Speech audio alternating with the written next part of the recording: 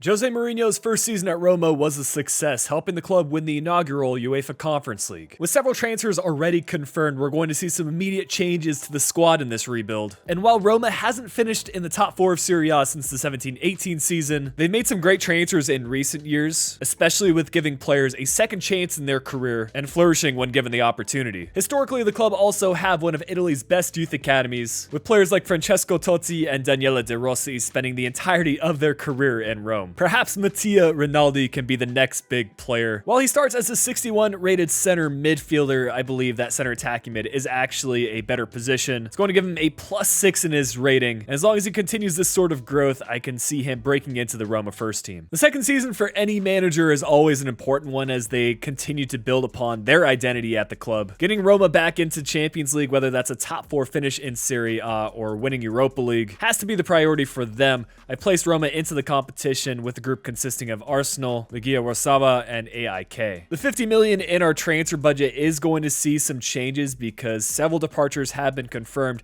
Many more are rumored. Henrik Mkhitaryan has already said he's not going to be renewing his Roma contract. Inter is the likely destination, but in this save, he'll be departing to RB Leipzig. And I think a player that could serve as a replacement, in a sense, is Gonzalo Guedes. Valencia are in a unique situation in that they just sacked the club's president and are in serious financial debt. Guedes and Mourinho actually share the same agent, so I think this is an interesting storyline to build upon. The Portuguese forward signing for 50 million, which was actually below his current evaluation, which is going to be a general theme in this opening transfer window. I want to talk about some of these other departures. Pau Lopez already being confirmed after a season on loan at Marseille. Ricardo Siervo joining fellow Serie A side Sassuolo, where he spent the season on loan. Under got into the double digits for goals in Ligue 1. Marseille choosing to finalize the move for 8.4 million. Unable to exactly replicate the transfer, he'll be heading to Ajax for 25 million. Robin Olsen likely playing a backup role at Steven Gerrard's Aston Villa. Will be staying in England as he departs to Watford for 4 million. Alessandro Florenzi is still one of Italy's top right backs and actually played a big role in Milan's title-winning campaign. We managed to keep him in Serie A as he'll be leaving to Napoli for 17.5 million. Veretout generating a lot of interest as Inter signed him for 22.5 million. Justin Kluivert heading to Everton for 12.5 million. Gonzalo Villar returning to La Liga as he signs for Granada for 12.5 million. Amadou Diawara to the Premier League for 6.5 million.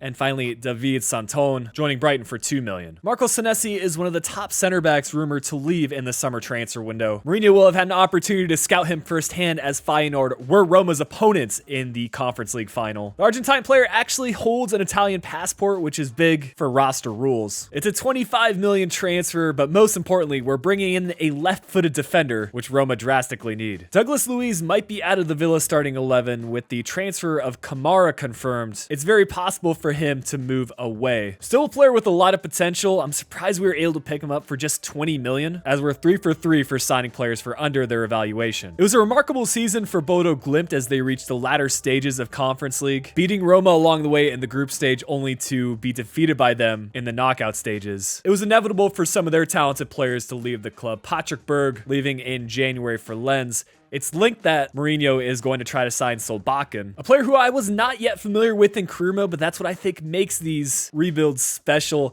Only a 5 million deal to finalize the move, and we'll just have to wait and see what kind of player he can become. At the time of me recording, Nemanja Matic is currently in Rome, finalizing the move to join Roma on a free for Manchester United. While he is getting older, I think he can actually be a really good fit in Serie A. One of those midfielders that can sit just ahead of the defense and win back possession. Unable to complete the transfer on a fee, we ended up having to pay 7.5 million, which isn't the worst thing. A lot of you may remember Miles Villar for his time at Anderlecht. A few FIFAs ago, he was one of Belgium's top potential goalkeepers. He's since made the nation switch to Serbia. Still has decent potential, although the rating isn't quite there yet. 2.5 million for this deal, and he can serve a backup role for us. Of course, we're going to try building up our youth academy even more, keeping him in his home nation for this first season. But our league campaign will see it start against Cagliari. Here's the starting 11. I've opted for a couple of changes to tactics. We're still using a 5 at the back formation, but I think having 3 forwards with Guedes and Zaniolo cutting in behind and Abraham serving as the target man striker can do wonders for us. It's not too late for us to make additional signings if needed in January, but as things stand, we sit 5th in Serie A, just outside of the top 4 that we were hoping for, and a good outing in Europa League.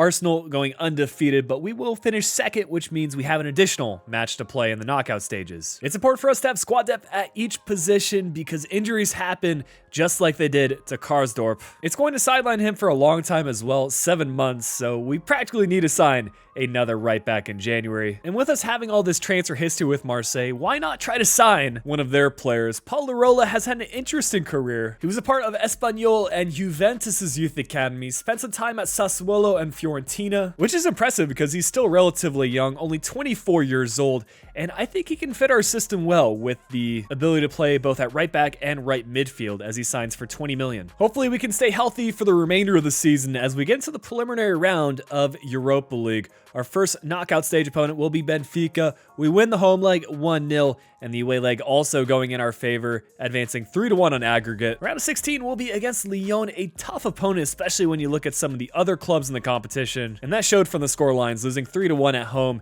and losing 3-2 away. Maybe we'll need to focus more on signing defenders in the future, but we're going to advance all the way forward to the final Serie A match day. It's been a competitive season across the board. Inter have secured the title, but we need to win to guarantee top 4 in Champions League football next season. Cagliari also was something to play for as they try to avoid relegation. Although I would have liked to have made more strides in Europa League, I would definitely be content with top 4 in Serie A and a Champions League appearance already next year. We already know what Jose can do when it comes to the high stage of European football, and a great start for us. That front three of our attack working just as I was hoping for, in that Abraham kind of serving as the target man player, winning back possession on some occasions and finding the 2 wide forwards in Zaniolo and Guedes. Here's Abraham playing another through ball to Zaniolo. He spots out the run from Guedes, and it's 3 within 25 minutes. A dominant performance so far from Roma, and judging by the league standings, I'm sure that's what most of the traveling away fans were expecting. We're going to make an appearance for Douglas Luiz being brought on for Cristante. Nice that we have 2 quality center defensive mids.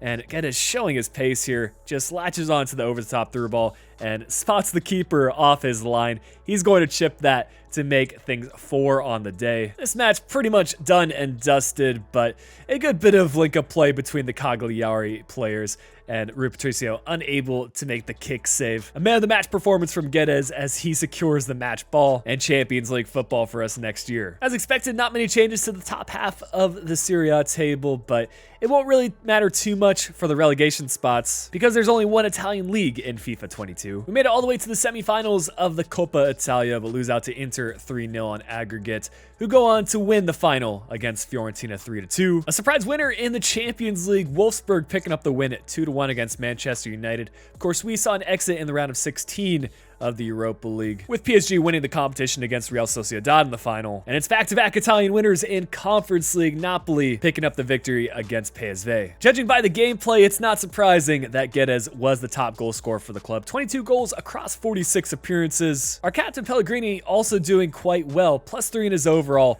and double digits for the assists. Also, shout out to Patricio leading the league in clean sheets. Ended up loaning out Ronaldo to help promote a growth in his overall. He went up +11 over the course of the season to a 72 rating, and we'll see 2 further promotions from our youth academy. A 70 rated center midfielder in Alberto Grassi, 78 to 92 potential, and we've also got a 60 rated striker, Massimo Lombardi, 87 to 94 potential. Not quite checking off all of our board objectives, but we're still on track so far in this rebuild. Now that we secured Roma's place back into the Champions League, it'll be interesting to see what this team can do. If you're enjoying the rebuild so far, be sure to drop a like on the video, subscribe if you're new around here. Judging by these board objectives, executives want us to become one of the powerhouses in Italian football as we try to win the league title and also reach the semifinal of Champions League. I think it's going to be a close contest for the group stage as us and PSV are on a similar level, Liverpool obviously being favorites, and FCSB having their work cut out for them. A sharp rise though in our transfer budget. This might include some excess funds from last season, but we're actually going to start things with an outgoing transfer. There has already been a lot of Premier League interest for Tammy Abraham after a really good debut season at Roma. A move back to London would be interesting, and Arsenal are now in need of a new striker. We'll be receiving 80 million for this deal as Abraham takes on the number 9 role at the Emirates. Another striker departure in Shomurodov leaving for West Ham United for 7.5 million. Roma's transfer policy includes a lot of signings from clubs in Serie A that don't tend to qualify for European football. And there are a few bigger names in the summer transfer market right now than Gianluca Scamacca, scoring 16 goals across 36 Serie A appearances for Sassuolo. The Italian striker is a native to Rome, having played for both Lazio and Roma's youth academy. Ended up only being a 45 million deal. Doesn't have the same rating as Abraham, but potential-wise, I think he's going to be on a similar level. I think our big name transfer as far as rating goes will be for Ruben Neves. The Wolves midfielder seems to be on the move, as there has been a lot of interest in the Premier League. I will say, though, that because they finished 8th place in the Premier League in this save, and they again didn't qualify for European competitions, it's time for him to move on to another club. I think 75 million is a fairly reasonable fee for both parties. We only had to pay slightly above his current evaluation of 67 million. I wanted to have a good backup striker just in case things don't work out with Scamacca, and also one that fits our system. And Unal is going to be that sort of player, having featured for a relegated Getafe side. I'm sure there's going to be lots of interest around the world. We will mark the signing for 17.5 million. Not bad for a player who's valued at 15.5 million in game and about 25 million in real life after a great season in La Liga. The biggest transfer out of Fiorentina in recent years has been Dusan Vlahovic, but there's another Serbian player in Nikola Milenkovic who I rate really highly. We need to bring in some younger center backs to the team, and I think he can offer good squad depth, as he will mark the transfer for 22.5 million, which is exactly at his current evaluation. Of course, we'll keep the scouting going to see if we can add any more Italian players to our youth academy as we begin the season against Genoa. While we've made improvements to the squad, I'm hesitant to say that we're favorites to win the league, but only time will tell. We'll check in January of 2023. We find ourselves third in the league standing, 7 points behind league leaders Juventus. However, we will be advancing out of our Champions League group. I will say this competition had its fair share of surprises, with PSV finishing all the way in 4th. I am happy with the development of our players, in particular Lirola at that right wing back role, now in the mid 80s in his rating. For January signings this time around, I was on the lookout for pre-contract deals. I feel like it's a pretty common thing, especially in Serie A. And while I'm not sure that Mahrez has ties to Roma, he does certainly have some ties to Mourinho. Back when Mahrez was still at Leicester and Mourinho was at United, they were trying to bring him in. And we've already managed to find a decent talent from our youth academy, Marco Marino, an Italian center attacking mid with an overall rating of 62. Potential once again on the upper end, 73 to 94. With a single departure out of the club, Chris Smalling leaving on a free to Newcastle United. He'll see the move next season, which means there haven't been any changes to our starting 11. I have put Rinaldi through a position change to center forward, as it actually gave him a boost in his rating. But into Champions League go, starting in the round of 16 against Borussia Dortmund, and what a way to start things. 3-0 in the first leg, a loss in the second leg, but there was no way Dortmund were going to overcome that deficit. Into the quarterfinals, and Sporting will be our opponent. We definitely could have had a more difficult matchup, and we made the most of the first leg again. 3-0, once again losing in the second leg, but advancing 4-2 on aggregate. And we've got an Italian opponent, it's Milan, in the semifinals. A defensive battle in the first leg, and very much the same case in the second leg. But we'll get the winner in the 115th minute. Our captain Pellegrini scoring the winning goal, which means we will face PSG in the final of Champions League. But before we have that, we've actually got the final of the Coppa Italia, who will face Venezia, and we will get the winning result 3-2, which means we've secured our first piece of silverware so far in this rebuild, and that'll give us an extra bit of momentum going into the Champions League final. Not too much to say about this squad. I think our only players that have ties to PSG are Lirola, having played in Ligue 1 at Marseille, and Guedes, who actually previously played at PSG.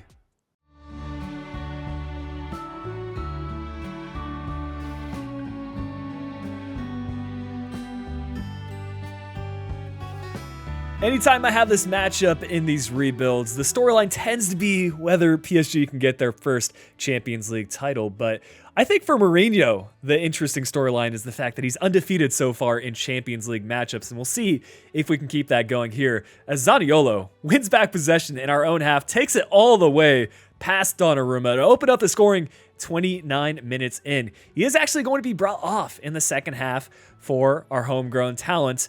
It's a question of whether Rinaldi can make the difference here. I think the fresh legs and maybe a little bit extra pace might prove effective, but PSG get the equalizer from Messi in the 66th minute. We will look to answer, though, in the 81st minute. It is Rinaldi to find the space, a perfect through ball to set up Guedes, and the former PSG man will give us the lead 82 minutes in. An interesting celebration that I can't say I've seen too often as well. That will be the winner for us. What a performance, and Mourinho's success in Champions League will only continue here at Roma. That's 2 trophies for us this season, showing that we are indeed one of the powerhouses in European football once again. Champions League is a big success, but I want to keep this rebuild going until we win Serie A, even if there's no changes in the promotion and relegation.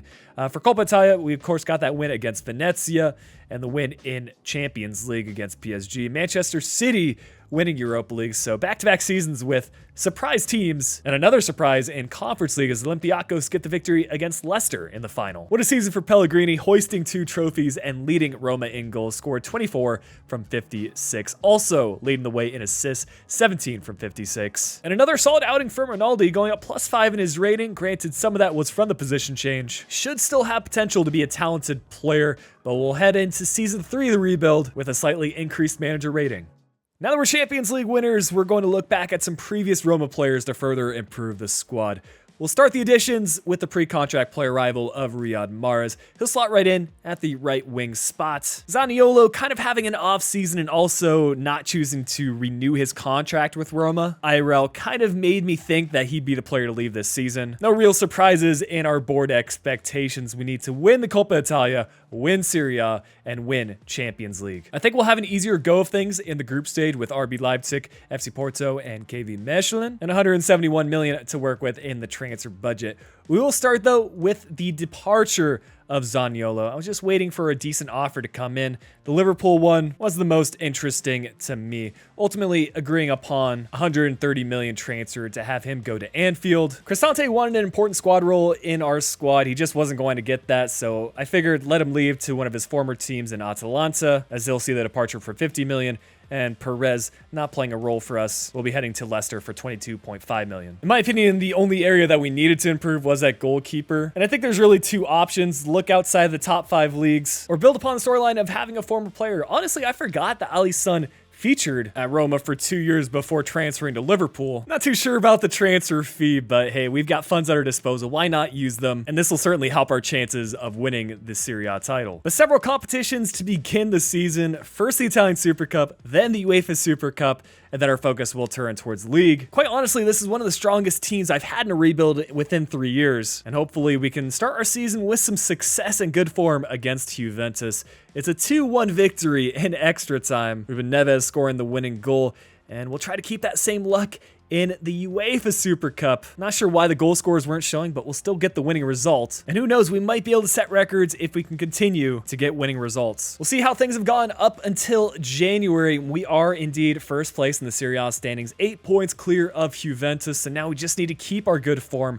Also, going perfect in our Champions League group. RB Leipzig advancing alongside us. Not much to talk about in terms of our starting 11. Scamacca is still growing in his rating and starting to reach his potential. And we'll get into the round of 16 against Liverpool. It's a 2-2 draw in the first fixture, but we get the winning result in our home leg. Neves and Guedes scoring the goals. That means we'll face Monaco in the quarterfinals. Again, 2-2 in the opening fixture, but 3-1 away from home. We'll see us through to the semifinals, and it's Borussia Dortmund that will play. Disappointed not to get the win here. We even opened the scoring with Guedes, but Dortmund came bouncing back, and we'll need to get a favorable result at home. But first, I wanted to showcase this match against Venezia because we can secure the Serie A title with matches to spare. 4 fixtures remaining, and the only team that stands a chance of catching up with us is Juventus. Out of all the players so far in this rebuild, Guedes stands above the rest. He had that hat trick in the match we showcased in Season 1, and he's back to scoring more and more goals,